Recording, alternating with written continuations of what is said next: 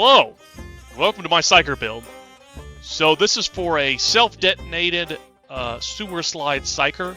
I've been using this on Auric and Maelstrom, and it's pretty fucking good. It combines a melee PSYKER with the self-explosion PSYKER. So I'm going to explain this build real quick. You're going to need a Force Greatsword. It's pretty strong. I would take Elite and Armored or Flak enemies for this. You could argue Carapace if you like. You definitely don't steel power, and the other one you can kind of switch up. I prefer Riposte because of the critical, but you can make an argument for some of the other ones. What you absolutely require is this bolt pistol, and the reason why this is, I don't know if it's intentional or unintentional, but the lethal proximity carries over to the PSYKER explosion, so it causes it to be larger by 25%, and I think the collateral carries over too.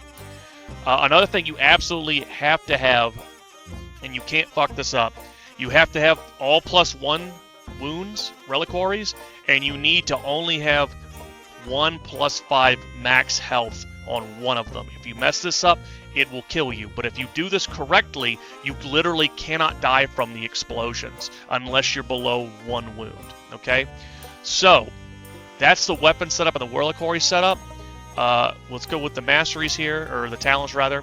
So you're going to get warp expenditure because you want to restore toughness. You're trying to make yourself more survivable, basically. And you're not doing anything critical, so you don't need any critical damage.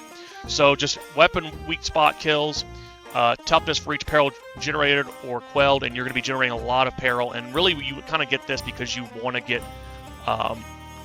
Perilous Combustion because you want to use Soul Blaze. Soul Blaze is just so good. I like to use Kinetic Flare because it will just randomly boost huge amounts of DPS when you're fighting an elite, and that's amazing versus Carapace enemies. I could see someone argue with Assail if you want to blow up more, because Assail can make you just immediately pump and blow up. I only blow up in specific situations, which I know when there are elites around, but you could do this just to keep blowing up constantly.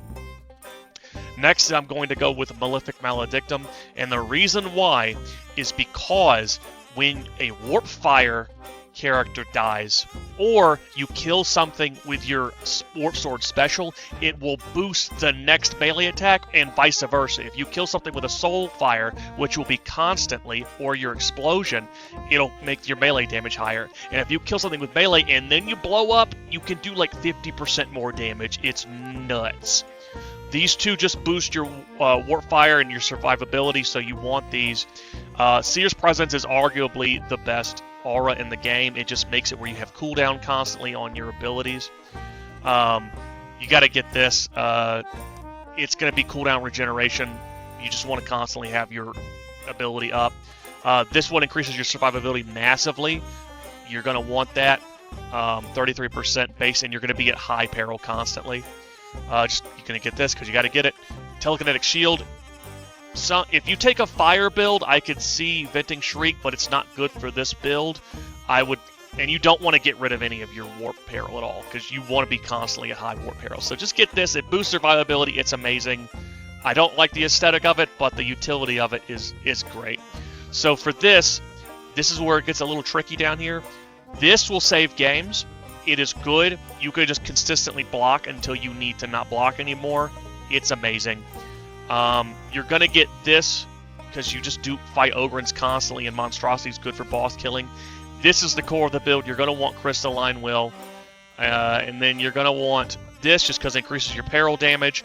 And then you're going to want Warp Ghost because you want to keep peril as high as possible. Therefore, you want to make sure your passive quelling is as low as possible, and then +2 stamina and toughness replenishment just makes you so hard to kill. On this, you don't want Quell, so Puppet Master is naturally what you want, and it will also increase your survivability. You're going to get toughness because you got to get it, and then Warp Siphon is your other two things. You can't get the last one, it's okay. This is just going to make sure that your Telekinetic Shield stays up as often as possible. And that's effectively the build here, right? So next I'm going to show you some gameplay and just kind of like talk you through what I'm doing. Alright, so what you're going to want to do is put the bubble down, have the bubble up 24/7, and then when you have 100, just pop it. And then you should just kill anything. See? Now you're going to be down to 2 wounds, but you can't go lower than 2 wounds, so watch this, right? And also be charging your sword up constantly. That's how you're going to get your ability back up. So I'm getting back to 100 here. So now I'm at 100. And I hit it again, and I blow up, but I didn't lose any wounds there, you see? So I can just do that forever. So you're going to want to get a big group of dudes, and you're going to want to blow up just like this. Boom, see? Just killed all those guys.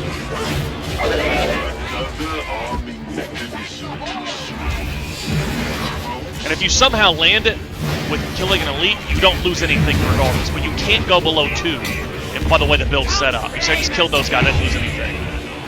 But I will say, if you have less than 1, it will kill you. So don't do it when you have less than 1. So if I were to do it right now, it will kill me. So I'm going to show you. That way you can see it. So this should kill me. Yeah, see? So just make sure you're not below 1 when you blow up. Other than that, you can just consistently blow yourself up and just clear out huge hordes of enemies. You might be like, how do I deal with ranged threats? Well, what you could do is you'll be constantly doing this, and if there's like some guy coming at you, right? You eventually you'll be able to hit him and he'll die, but you can just whip out the bolter too, right? So the bolter usually one-shot most elites, just like how I did. But if your mind, the lightning ability, is up, you could potentially just do that and it will see it just shocked him like that. But if you need to in a pinch, you can switch to this. But in theory, you should be able to just close the gap by putting the bubble up and then charging it somewhere.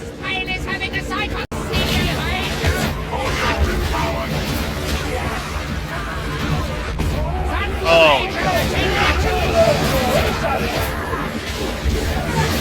So I did all that damage right there, but he took the kill off of it. I'm gonna do it again.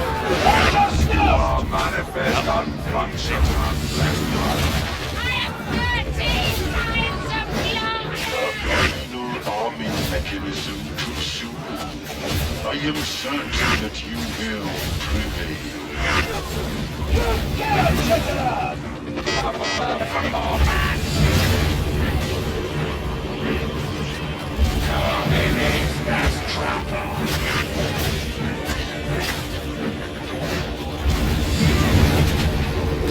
There's no need to show off.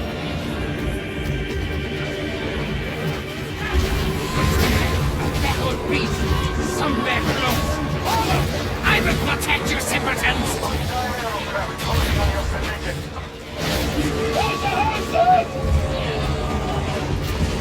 Duty destroyed. He killed the hound.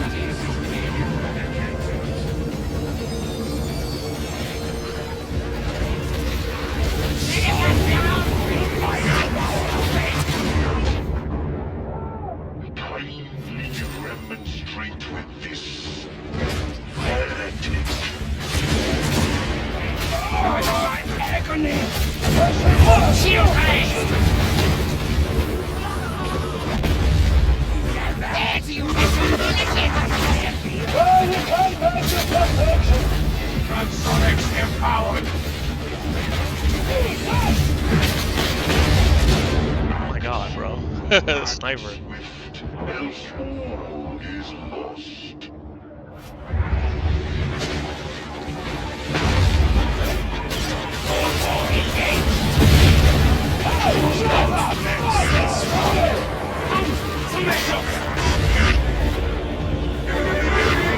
Deserved fate for one such as me. Reporting your situation. Forgive me, matters are rising. Reduce the guidance cogitators to one function must you. Alas. Oh, the rebellions of it! The transit mover is dead. Yeah, A necessary sacrifice. Storm Serpent will bear you away. I'm Lies are coming, as they say.